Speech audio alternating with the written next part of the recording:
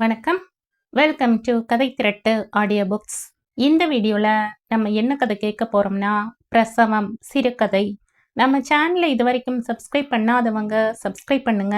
பக்கத்தில் இருக்கிற பெல் ஐக்கானை கிளிக் பண்ணி ஆளுங்கிற ஆப்ஷனை ப்ரெஸ் பண்ணுங்க.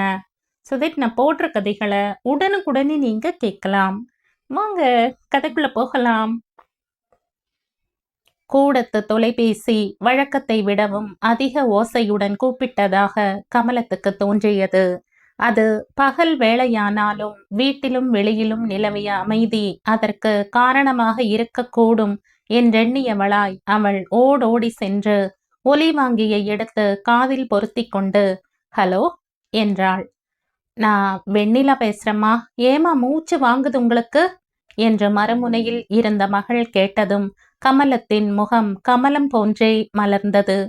என்னடி வெண்ணிலா, எப்படி இருக்க? நான் நல்லாத்தாமா இருக்கேன். உங்களுக்கு ஏன் மூச்சு வாங்குதுன்னு கேட்டனே, ரத்த அழுத்தம் எதுனா இருக்குதா? அதெல்லாம் யாருக்கடி தெரியும்? சமயக்கட்டுல இருந்து வெரசா ஓடி வந்தனில்ல, அதான் மூச்சு வாங்குது. மற்றபடி ரத்த அழுத்தம் எல்லாம் இருக்கும்னு தோணல. அது இருந்தா தலை சுத்தும் இல்ல? ஆமாமா, அப்படி ஒன்றும் இல்லாத வரையில உனக்கு அப்படி ஒரு நோய் இல்லைன்னு தான் வச்சுக்கணும். அப்பா நல்லா இருக்காராம்மா? ஆ, நல்லா இருக்காரு. கடைக்கு போயிருக்காரு. அது கிடக்கட்டும். என் பேரன் எப்படி இருக்கா? அத்தை சொல்லு முதக்கா, பேச்சு வந்துருச்சா? அம்மா அப்பா எல்லாம் சொல்றானாடி? சொல்றாமா. அவன் விஷயமா பேசுறதுக்குதாம்மா உன்னைய கூப்பிட்ட. குழந்தைக்கு மேலுக்கு சுகம் இல்லாம ஏதாச்சும் பிரச்சனையா? அது ஒன்றும் இல்லம்மா, அவன் நல்லா தான் இருக்கான். என்னோட லீவு முடிய இன்னும் 2 வாரந்தாமா இருக்கு. குறைஞ்சபட்சம் நீ ஒரு 6 மாசம் போல இங்கிட்டு வந்து என்னோட இருந்து ரவியை பார்த்துக்கிட்டியானா நான் ஆஃபீஸ்க்கு போவேம்மா. தொடர்ச்சியா நிறைய நாள் லீவ்லயே இருந்தா வேலைக்கே ஆபத்தாயிரும்மா. உங்க அப்பாவை எங்கிட்ட தனியா விட்டுட்டு நான் மட்டும் வந்து அம்பிட்டு நாளெல்லாம் இருக்க முடியாதேடி. மறுமுனை சில நொடிகளுக்கு அமைதி காத்தது. ஒரே ஓர் ஆள் வந்தால் போதும் என்கிற செய்தி கமலத்துக்கு புரிந்து போயிற்று. மகளை சங்கடப்படுத்த விரும்பாத அவள், நீ உங்க வீட்டுக்காரர்கிட்ட கேட்டு சொல்லு, உங்க அப்பாவை இங்கிட்டு தனியெல்லாம் விட்டுட்டு என்னால வர முடியாதுடி. நீ என்னைய மட்டும் கூப்பிட்டேங்கிறதா நான் உங்க அப்பா கிட்ட சொல்லல. நீ சொன்ன விஷயத்தையே நான் அவர்கிட்ட சொல்லல. நீ உங்க வீட்டுக்காரர்கிட்ட கேட்டுட்டு எனக்கு விவரம் சொல்லு. அதுக்கு அப்பால நான் அவர்கிட்ட கேட்டுக்கிறேன். சரிம்மா, அப்பாவை தனியா விட்டுட்டு உன்னால வர முடியாதுன்னு நானே இவர்கிட்ட சொல்லி இருந்திருக்கணும் இல்ல? எனக்கு தோணவே இல்லை பாரேன். சாரிம்மா. இதுக்கு எதுக்குடி சாரியும் ஜாக்கெட்டும் சொல்லிக்கிட்டு இருக்கிற? தோணல, கேட்கல. அப்பா வர வேணாம்னு நீ நினைப்பியா என்ன? சரி, சும்மா ஃபோன் போட்டு பேசினதா உங்க அப்பா கிட்ட சொல்லிக்கிறேன். நீ ரவைக்கு பேசு, ஒரு 8 மணிக்கா பேசேன். சரிம்மா. இரவு 8 மணிக்கு தொலைபேசி கிணுகிணுத்தது. லக்ஷ்மணசாமி ஒலி வாங்கியை எடுத்து பதில் பேசினார். நான் உங்க மருமக பிள்ளை பேசுறேன். மாமா நல்லா இருக்கீங்களா? மாமி எப்படி இருக்காங்க? எங்களுக்கு என்ன மாப்பிள்ள, ரவி பையன் எப்படி இருக்கான்? அத்தை சொல்லுங்க மதக்கா. அம்மா அப்பா எல்லாம் சொல்றானா? இந்த பக்கம் ஒரு நட வந்து கொஞ்ச நாள் இருந்துட்டு போறது. நானே அது விஷயமா பேசத்தான் இப்ப ஃபோன் பண்ண மாமா. நாங்க வர முடியாது. நீங்க 2 பேரும் வந்து கொஞ்ச நாள் இங்க இருந்துட்டு போங்களேன். நாங்களா? இப்ப டில்லியில குளிர் தாங்க முடியாதாமே. என் ஃப்ரெண்டு ஒருத்தன் சொன்னான். போன வருஷம் மகன் வீட்டுக்கு போய் இருந்துட்டு ஒரே மாசத்துல திரும்பிட்டோம். நல்ல ஆரோக்கியத்தோட இருக்கிறவங்கள டில்லி குளிர் ஒன்றும் பண்ணாது மாமா. வர்றப்ப கம்பளி போர்வை, ஸ்வெட்டர், மப்ளர் எல்லாம் கொண்டுட்டு வந்துடுங்க. வந்து ஒரு 6 மாசமாச்சும் இருந்தீங்கன்னா எங்களுக்கும் உதவியாகவும் இருக்கும். தொடர்ச்சியா வெண்ணிலா லீவ்லயே இருக்குது. மேற்கொண்டு லீவ் போட்டா வேலைக்கே ஆபத்தாயிரும். அதான் லீவ் முடிய இன்னும் 15 நாள் தான் இருக்கு. சரி மாப்ள, எதுக்கும் உங்க மாமி கிட்ட கலந்து பேசிட்டு ஃபோன் போடுறேன். மாமி கிட்ட ஃபோனை கொடுங்க, நானே பேசுறேன். அதான் மறுவாதி. லக்ஷ்மணசாமி சரி மாப்ள என்றவாறு ஓலி வாங்கியை கமலாவிடம் நீட்டினார். பொதுவான நலன் விசாரணைக்கு பிறகு ராஜன் விஷயத்துக்கு வந்தான். அதுக்கு என்ன மாப்ள, வந்தா போச்சு. அத்தை விட எங்க 2 பேத்துக்கும் வேற என்ன வேலையாம்? என்னங்க, நான் சொல்றது சரிதானே? அதான் சொல்லிட்டியே, பிறகு என்ன என்று அவர் சிரிக்க, மாப்பிள்ளையும் மறுமுனையில் சிரித்துவிட்டு பேச்சை தொடர்ந்தான். ராஜன் பேசிய பின்னர் வெண்ணிலாவும் இருவருடனும் பேசி டில்லி குளிர் பற்றி அஞ்ச வேண்டாம் என்றும் தன் கணவன் சொன்னபடி கனத்த கம்பளியில் போர்வைகள் முழுக்கை சட்டைகள் ஆகியவற்றுடன் புறப்பட்டு வரும்படியும் கிளம்பும் நாளை தெரிவிக்கும்படியும் சொன்னாள். மேற்கொண்டு சற்று நேரம் பேசிய பிறகு தொலைபேசியின் இணைப்பை வெண்ணிலா துண்டித்தாள். மிக சில நொடிகளிலேயே தொலைபேசி மீண்டும் ஒலித்தது. விட்டு போன முக்கியமான எதை பற்றியோ சொல்வதற்காக வெண்ணிலாதான் மறுபடியும் கூப்பிடுகிறாள் என்று இருவருமே நினைத்தார்கள். சொல்லுமா வெண்ணிலா. அப்பா, நான் ஜெயக்குமார் பேசுறேன்ப்பா. ஓ ஜெயக்குமாரா, எப்படிப்பா இருக்க? இப்பதான் நம்ம வெண்ணிலா டெல்லியில இருந்து பேசுச்சு. போனை வச்சு ஒரு நிமிஷம் கூட ஆவல. அதான் விட்டு போன எதையோ சொல்ல மறுபடியும் ஃபோன் பண்ணுதோன்னு நினைச்சேன்ப்பா. எப்படிப்பா இருக்க? நீலாம்பரி சௌக்கியமா இருக்குதா? 2 பேருமே சௌக்கியமா இருக்கோம்ப்பா. வெண்ணிலாவும் மருமக பிள்ளையும் குழந்தை ரவியும் நல்லா இருக்காங்களாப்பா? நல்லா இருக்காங்களப்பா. ரவி பைய இப்பதான் பேச தொடங்கி இருக்கானாம். அது சரி, நீ எப்படா எங்களை தாத்தா பாட்டி ஆக்க போற? அது பத்தி சொல்றதுக்கு தான்ப்பா இப்போ ஃபோன் பண்ண. அடி சக்கை நானா, அப்படியா சங்கதி? நீலாம்பரி முழுவாம இருக்குதா? இது எத்தனை மாசம்? அட, போனை எங்கிட்ட கொடுங்க. சரி, இந்தா உங்க அம்மா கிட்ட பேசுப்பா. என்னடா ஜெயக்குமார், நீலாம்பரி மாசமா இருக்குதா? ஆமாம்மா, இது 4வது மாசம்மா. ஏண்டா இம்புட்டு சாவகாசமா சொல்ற? பம்பாயில இருந்து ஒரு கார்டு கூடவா போட நேரம் இல்லை உனக்கு? நீலாம்பரி பக்கத்துல இருந்தா அவகிட்ட போனை கொடு. அவ பக்கத்து பிளாட்ல இருக்கிற ஒரு அம்மாவை பார்க்கறதுக்கு போயிருக்காமா. ஏதோ யோசனை கேட்கணுமா.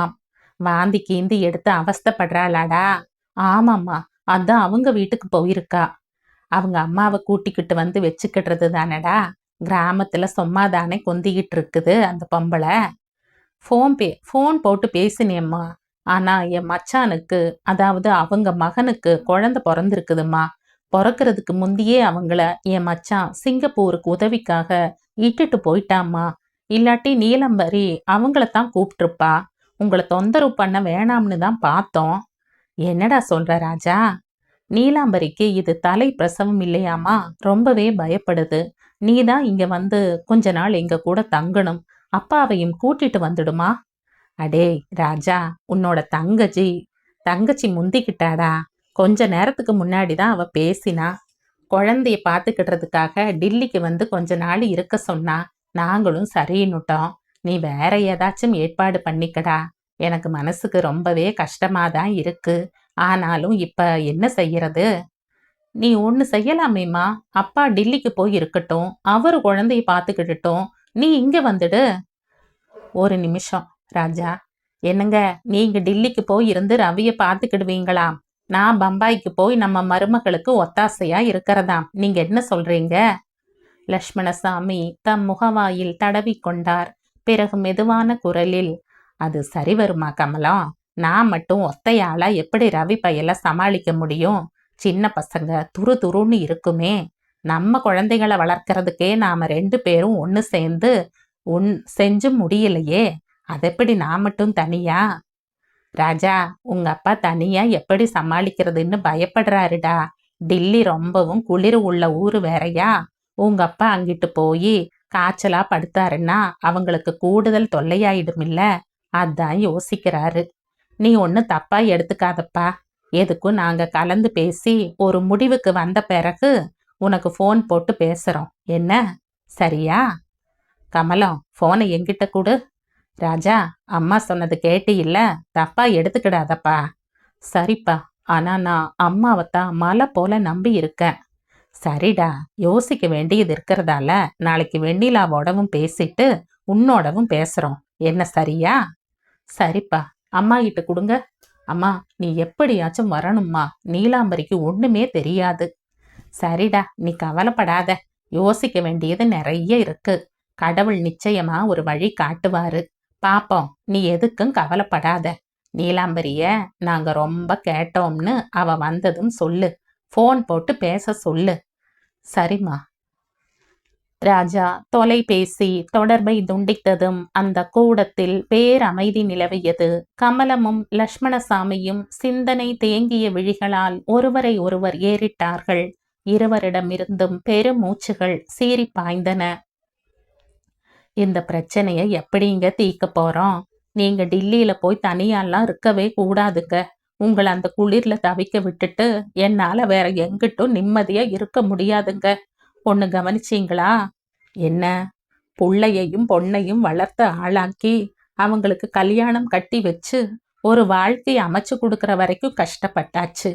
இப்பதான் கொஞ்ச நாளா உங்களுக்கு நானும் எனக்கு நீங்களுமா கொஞ்சம் ஓய்வா இருந்துகிட்டு இருக்கிறோம். பேர குழந்தைய பாத்துக்கிறதெல்லாம் சந்தோஷமான விஷயம்தான், நான் மறுக்கல. ஆனாலும் உடம்புல தெம்பு இருக்க வேணாங்களா? எனக்கு 59, உங்களுக்கு 62. ஓடி ஆடுற குழந்தைக்கு பின்னால ஓடுற வயசா நமக்கு? உள்ளூர்ல ஒன்னா இருந்தாலும் பரவாயில்ல, பெரிய வேலைக்கு ஆசைப்பட்டுக்கிட்டு உள்ளூர் வேலையை உதறி போட்டு ராஜா பம்பாய்க்கு போனா, நம்ம பொண்ணு மட்டும் என்னவாம்? அதுவும் தான் டில்லியில நல்ல வேலைன்னு சொல்லி மருமக புள்ளையையும் மனு போட வச்சு டில்லிக்கு இழுத்துக்கிட்டு போயிடுச்சு. இப்ப எல்லாருமா சேர்ந்துக்கிட்டு வயசாகி போன நம்மள அல்லாட வைக்கிறாங்க. நீலாம்பரியோட அம்மா தன் மருமகளுக்கு தலை பிரசவம்ங்கிறதால சிங்கப்பூருக்கு போயிடுச்சு. அதுவும் தான் பாவம், அதுக்கும் 60 வயசு ஆயிடுச்சு. நாமெல்லாம் நம்ம குழந்தைங்களை எப்படி அரும்பாடுபட்டு வளர்த்து ஆளாக்கணும். உஸ்ஸுன்னு உடம்ப சாச்சிருக்கமா? இந்த தலைமுறை பொண்ணு பிள்ளைங்களை பாருங்க. பெத்து போட்டதுக்கு அப்பால எந்த பொறுப்பும் இல்லாம மறுபடியும் வயசான அம்மா அப்பாக்களை இல்ல அலைக்கழிக்கிறாங்க. ஏதுடா நம்ம அம்மா அப்பா நம்மளை வளர்த்தது மாதிரி நம்ம குழந்தைங்களை நாம வளர்க்க வேண்டாமா? நம்ம குழந்தைங்களை வளர்க்குற கடமையையும் பொறுப்பையும் நம்மளை பெத்தவங்க கிட்டவே மறுபடியும் ஒப்படைக்கிறது நியாயமான்ற யோசனையே அதுங்களுக்கு இல்லை. பாத்தீங்களா? இவங்களுக்கெல்லாம் எதுக்கு கல்யாணம்? மனைவியின் அங்கலாய்ப்பில் இருந்த கசப்பு புரிந்த போதிலும் லக்ஷ்மணசாமியால் பதில் சொல்ல முடியவில்லை. வெட்டத்தை வெறித்தபடி உட்கார்ந்தார். என்னங்க, ஒண்ணுமே சொல்லாம உட்கார்ந்துகிட்டு இருக்கீங்க? என்னத்து செய்ய சொல்ற? என்ன யோசிச்சாலும் சொல்றதுக்கு எதுவுமே இல்லையே. நீ பம்பாய்க்கு போ, நான் டில்லிக்கு போறேன். இப்போதைக்கு இதுதான் வழி. போனதுக்கு அப்பால என்ன நடக்குதோ அதுக்கு ஏத்தபடி நம்ம திட்டத்தை மாத்திக்கிடலாம் என்று விட்டத்தில் பதிந்திருந்த தமது மேற்பார்வையை அகற்றாமலே அவர் மனைவிக்கு பதிலளித்தார்.